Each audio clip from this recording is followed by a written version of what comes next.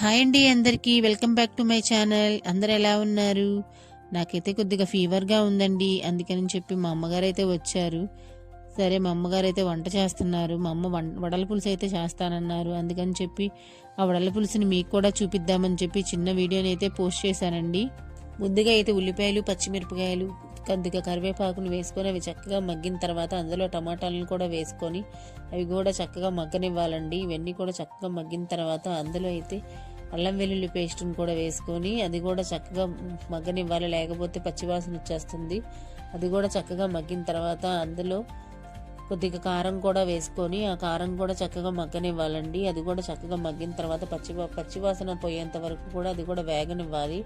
అది కూడా వేగిన తర్వాత అందులో కొద్దిగా వాటర్ని అయితే పోసుకోవాలండి. ఆ వాటర్ కూడా పోసుకొని అది కూడా మరిగిన తర్వాత అందులో వడలను అయితే కట్ చేసుకొని ఆ వడలను కూడా వేసుకోవాలి. ఆ వడలు కూడా వేసిన తర్వాత చక్కగా కూరంతా అయిపోయిన తర్వాత అందులో అయితే దించేటప్పుడు కొద్దిగా గరం మసాలాను కూడా యాడ్ చేసుకొని గరం మసాలాను వేసుకొని కొద్దిసేపు అయితే అలా ఉంచాలండి. ఆ తర్వాత అయితే కూర రెడీ అయిపోతుంది. వేడి వేడి అన్నంలో అయితే ఇలా తింటే చాలా బాగుంటుంది. నోటికి చక్కగా రుచిగా కూడా ఉంటుంది.